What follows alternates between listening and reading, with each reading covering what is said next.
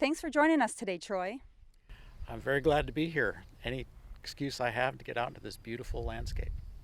Yeah, and speaking of beautiful landscape, I see a lot of new Gary oaks and native flowers that were recently planted here. And I know you've been involved with this project and several more. How many tree saplings and plant plugs do you say you've put in the ground this spring? Personally, I've planted dozens and dozens of them, but I've worked together with many different volunteers, and there have been hundreds planted in the course of the previous year. It's a great milestone in rehabilitating the habitat, but it really takes a lot more work. It takes a lot longer, a much more arduous process to prepare the grounds to receive these native species. That's true. But it's all worth it sometimes when you think about these oaks that will mature and live on with the next generation. How does that make you feel? I feel very honored to be part of a community that invests so much time and effort into preserving and improving the natural habitat. The Gary oaks are going to live for centuries, and that's going to improve the lives and the biodiversity in this area for centuries to come. And I can't say that about a lot of things I've worked on in my life. Yeah, me either. Well, why don't you tell us a little bit more about your journey and how ultimately you decided to get involved with the work of the Preservation Trust and the Land Bank?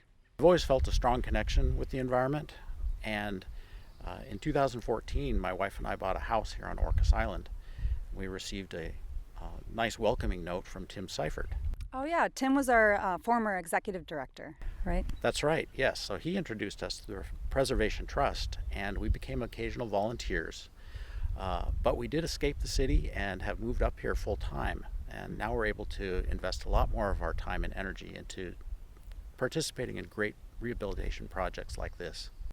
Well, that's awesome, and that's what the Connect mission is all about.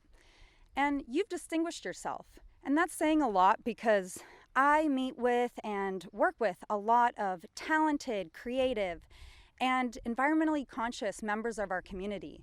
It really has been a lot of fun getting to meet so many great people through my volunteering efforts. I've met some great volunteers that have just boundless energy. I've enjoyed working with the staff of the Preservation Trust and the Land Bank. And I've met some great visitors here to the preserves as well. It's been a lot of fun. Oh, that's great. And you have stood out with your consistent care of the preserves that you've adopted. You tackle noxious weeds, making room for native plantings. You manage and maintain top-notch trail systems. And you're consistently picking up garbage, even orange peels that don't degrade very fast, because this is a Leave No Trace county after all.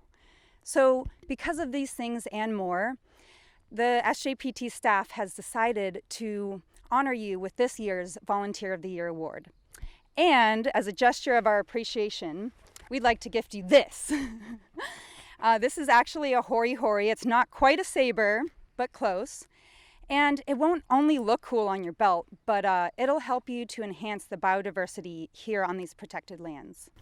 Well, thank you so much. This will really make getting rid of all the noxious weeds much easier. Thank you so much. Yes, well, thank you, Troy. We really appreciate you.